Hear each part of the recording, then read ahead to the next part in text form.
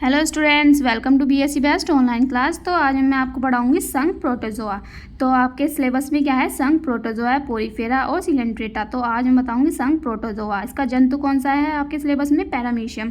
तो पैरामीशियम की वीडियो मैं कल को डालूंगी, ठीक है। तो आज पढ़ाऊंगी संघ प्रोटोजोआ। इसके पिछले वीडियो में मैंने आपको क्लासिफिकेशन ऑफ एनिमल किंगडम बताए थे, यानी जंतु जगत का वर्गीकरण। उस वीडियो को जाकर आप पहले देख लेना, आपको अच्छी तरह से समझ में आ जाएगा इसका क्लासिफिकेशन। तो इसका प्रोटोजोआ देख लेते हैं हम, संघ प्रोटोजोआ, फाइलम प्रोटोजोआ। तो इसको देख लेते हैं, जो हमारा प्रोटोजोआ है इसका अर्थ देख लेते हैं पहले। जो हमारा प्रोटोजोआ है वो दो शब्दों से मिलकर बना है, पहला है प्रोटोज और दूसरा जोन। तो प्रोटोज का अर्थ क्या हुआ, फर्स्ट यानी प्रथम, और जोन का अर्थ हुआ एनिमल यानी जंतु। तो इन दोनों को मिलाकर क्या हुआ, प्रोटोजोआ का शाब्दिक अर्थ हुआ प्रथम जंतु यानी प्रथम और जंतु, ठीक है। तो प्रोटोजोआ का अर्थ हुआ प्रथम जंतु, या फिर अथवा इसे लिख सकते हैं आद यानी प्रीमिटिव जंतु है। आद मतलब प्रथम, ठीक है। तो आद मतलब प्रीमिटिव जंतु है।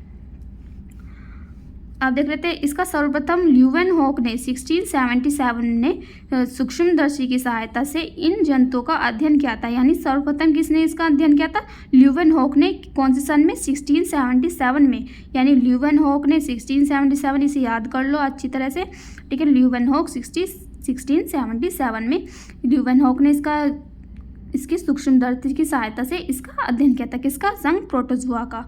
और इन्होंने इन जंतुओं को क्या करा, माइक्रोस्कोपिक एनिमैलिक्यूल्स नाम दिया। यानी जो हमारा ल्यूवेनहॉक ना 1677 में इन्होंने प्रोटोजोआ संघ का क्या करा, इनका अध्ययन किया, लेकिन इनका नाम क्या रखा, माइक्रोस्कोपिक एनिमैलिक्यूल्स रखा, ठीक है। इन्होंने प्रोटोजोआ नाम नहीं रखा। तो इन्होंने 250 से अधिक सूक्ष्मदर्शियों का निर्माण किया था। जो हमारे ल्यूवेनहॉक ने, उन्होंने कितने, 250 से अधिक सूक्ष्मदर्शी यानी माइक्रोस्कोप का निर्माण किया था।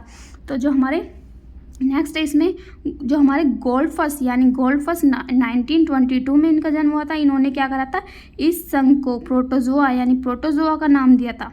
तो जो हमारा संघ प्रोटोजोआ है उसका अध्ययन किसने किया, ल्यूवेनहॉक ने, लेकिन उसका नाम किसने रखा, गोल्डफस। तो ये याद रखने वाली चीज़ है कि इसका अध्ययन तो ल्यूवेनहॉक ने किया था, क्योंकि इन्होंने जंतुओं को खोजा था, लेकिन संघ प्रोटोजोआ नाम जो रखा गया वो किसने रखा था, गोल्डफस ने। कौन सी सन में, 1922 में, ठीक है। तो प्रोटोजोआ, जो हमारा प्रोटोजोन जंतु के अध्ययन को प्रोटोजूलॉजी कहते हैं। जो हमारा प्रोटोजोआ संघ है उसके अध्ययन को अगर हम उसे पढ़ेंगे, यानी उसकी स्टडी को हम क्या कहते हैं, प्रोटोजूलॉजी कहते हैं, ठीक है। यहाँ तक समझ में आया। आप देख लेते हैं संघ प्रोटोजोआ के लक्षण।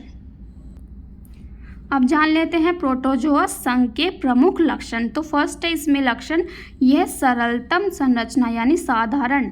जो हमारे सरलतम का मतलब साधारण वाले क्या है, एक कोशिकीय व सूक्ष्म जीव है। एक कोशिका मतलब जिसमें एक ही कोशिका होती है, यानी एक कोशिका से बने हुए जीव है ये, ठीक है। यानी सूक्ष्म जीव, अगर एक ही कोशिका होगी तो जाहिर सी बात है वो सूक्ष्म ही होंगे, ठीक है। ये सरलतम संरचना वाले एक कोशिकीय सूक्ष्म जीव है। सेकेंड इसमें, ये जलीय, स्थलीय, स्वतंत्र जीवी या परजीवी होते हैं। यानी ये जल में भी रह सकते हैं, स्थल में यानी जमीन पे भी रह सकते हैं, और स्वतंत्र जीव यानी अकेले भी रह सकते हैं, और परजीवी यानी किसी के शरीर के अंदर यानी ऊपर भी रह सकते हैं।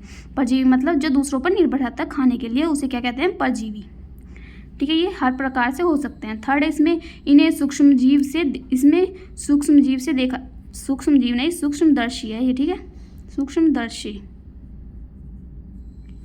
इन्हें सूक्ष्मदर्शी से देखा जा सकता है, यानी जो हमारा माइक्रोस्कोप है उनसे ही देख सकते हैं, हम नेक्ड आंखों से नहीं देख सकते। फोर्थ है इसमें, पोषण प्राणीसम यानी हेलोजोइक, परजीवी यानी पैरासाइट, मर्तोपजीवी यानी सेपेरोफाइटिक, और पादपसम यानी होलोफाइटिक होता है। यानी ये हर प्रकार का पोषण प्राप्त कर सकते हैं।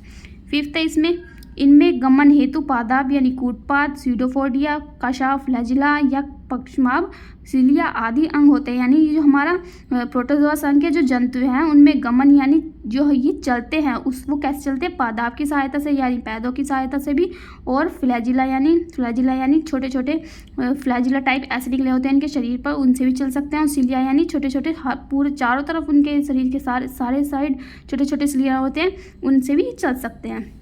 सिक्स्थ है इसमें, उत्सर्जन यानी एक्सक्रीशन यानी उत्सर्जन मतलब ये अपने वेस्ट मटेरियल जो है वो बाहर कैसे निकालते हैं, सामान्य शरीर सतह से, यानी इनका जो शरीर की ऊपरी सतह होती है उनकी सहायता से भी ये विसरण द्वारा निकालते हैं, यानी इसमें से भी निकाल सकते हैं। सेवंथ है इसमें, संकुचनशील धानी यानी कॉन्ट्रैक्टाइल वैक्यूल द्वारा यह सामान्य सतह से होता है। तो मैं आपको पैरामीशन पढ़ाऊंगी तो उसका पूरा स्ट्रक्चर होगा, उसमें मैं एक एक चीज़ बताऊंगी आपको। ये कॉन्ट्रैक्टाइल वैक्यूल क्या होता है, ये एक्सक्रीशन कैसे करते हैं, ये चलते कैसे हैं, ठीक है, सब चीज़ बताऊंगी।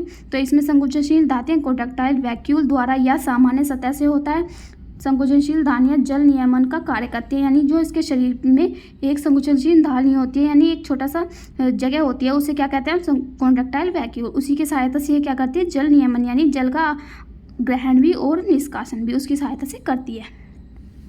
8 इसमें इनमें गैसों का आदान प्रदान प्रत्येक जीवधारी की सामान्य शरीर सतह के द्वारा होता है, ठीक है। तो इसमें आदान प्रदान भी किसके सहायता से होता है, गैसों का सतह द्वारा, यानी इसके शरीर की ऊपरी सतह द्वारा। 9 है इसमें इस संघ के जंतुओं में लैंगिक व अलैंगिक जनन दोनों पाया जाता है, यानी ये जो जंतु है संघ प्रोटोजोआ में उसमें लैंगिक जनन भी होता है और अलैंगिक जनन यानी सेक्सुअल रिप्रोडक्शन और एसेक्सुअल रिप्रोडक्शन भी होता है। तो प्रोटोजोआ संघ के प्रमुख जंतु देख लेते हैं, यानी जंतु मतलब इसके जीव कौन कौन से हैं इसमें। फर्स्ट है इसमें अमीबा, ये आपके सिलेबस में पैरामीशियम, ये पढ़ाऊंगी मैं कल को, ठीक है। तो अमीबा है, पैरामीशियम, यूग्लिना, प्लाज्मोडियम, मलेरिया परजीवी। इसमें जो प्लाज्मोडियम है उसी क्या कहते हैं, मलेरिया परजीवी, क्योंकि ये मलेरिया रोग उत्पन्न करता है इसलिए इसे कहते हैं मलेरिया परजीवी। 5th है इसमें ओपेलाइना और 6th नोक्टिल्यूका, ठीक है। तो ये है इसके प्रमुख जंतु। अब इसका देख लेते हैं वर्गीकरण किसका, प्रोटोजोआ संघ का। यह है इसका प्रोटोजोआ संघ का वर्गीकरण यानी क्लासिफिकेशन ऑफ फाइलम प्रोटोजोआ। तो प्रोटोजोआ को चलन यानी लोकोमोशन के आधार पर मुख्य रूप से 4 भागों में बांटा गया, यानी इसके चलने के आधार पर, जैसे ये गति करता है उसके आधार पर इसे 4 भागों में बांटा। तो प्रोटोजोआ देख लेते हैं इसका वर्गीकरण। फर्स्ट है इसमें मैस्टिगोफोरा यानी फ्लैजिलेटा, जो फ्लैजिलेटा यानी फ्लैजिलेट से चलते हैं उसे क्या कहते हैं, मैस्टिगोफोरा, ये है इसका फर्स्ट प्रोटोजोआ का। सेकंड क्या है, सार्कोडीना यानी राइजोपोडा। थर्ड है इसमें स्पोरोजोआ। फोर्थ है इसमें सिलियोफोरा या सिलिएटा, ठीक है। तो ये इन चारों में कौन कौन से जंतु रखे गए हैं उसे देख लेते हैं। फर्स्ट है इसमें मेटाजोआ लिख लिया हमने, या फिर आप इसे फ्लैजिलेटा भी लिख सकते हो, ठीक है। तो मेटाजोआ लिखा, तो मेटाजोआ में चाबुक सदृश्य एक या अधिक कशाबिक रहती हैं जो तैरने में सहायता करती है। जो हमारा मेटाजोआ है उसमें चाबुक के समान यानी ऐसे निकली जाती है, चाबुक के समान यानी छोटे छोटे लंबे लंबे ये क्या होते हैं, फ्लैजिलेटा निकले होते हैं, उन्हें क्या कहते हैं, चाबुक सदृश्य या अधिक कशाबिक रहती है, एक या एक से अधिक भी रह सकती है, ठीक है। तो उन्हें क्या करने हैं, ये तैरने में सहायता करती हैं। जैसे जंतु इसमें देख लेते हैं कौन कौन से आते हैं। पहला है यूग्लिना, दूसरा ट्रिपेनोसोमा, तीसरा लिशमानिया और फोर्थ जियार्डिया। तो ये क्या है, हमारे मैस्टिगोफोरा यानी फ्लैजिलेटा संघ के जंतु। सेकेंड है इसमें सार्कोडीना, तो ये पादाब यानी स्यूडोफोडिया द्वारा गमन करते हैं तथा भोजन करते हैं, ठीक है। जंतु जैसे अमीबा, एंट अमीबा, ये दोनों क्या है इसके सार्कोडीना के एग्जाम्पल है, ये पादाब की सहायता से गमन करते हैं। थर्ड इसमें राइजोपोडा, स्पोरोजोआ, सार्कोडीना तो हो गया, ठीक है, हमने देखा। थर्ड स्पोरोजोआ, ठीक है, कौन सा था थर्ड, स्पोरोजोआ। तो हम देखेंगे स्पोरोजोआ, इनमें कोई भी चलन अंग नहीं यानी लोकोमोटर ऑर्गेनेलिस नहीं पाए जाते हैं, यानी चलन अंग नहीं पाए जाते। ये अंतःपरजीवी यानी किसी के शरीर के अंदर रहते हैं।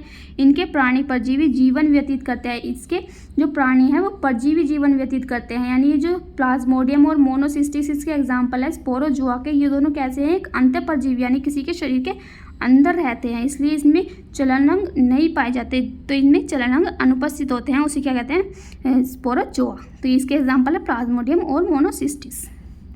लास्ट है इसमें सिलियोफोरा, यानी ये सिलिया के द्वारा गमन करते हैं, यानी सिलिया के द्वारा भोजन एवं गमन करते हैं, यानी सिलिया के द्वारा ही भोजन करेंगे और सिलिया के द्वारा ही गमन करेंगे। तो सिलिएटा द्विकेंद्र की होते हैं, यानी इसमें दो केंद्रक पाए जाते हैं, जिनमें एक दीर्घ तथा दूसरा लघु केंद्रक होता है, जो हमारे, ठीक है। इसमें क्या होता है, एक बड़ा केंद्रक और एक छोटा केंद्रक होता है इनके शरीर के अंदर।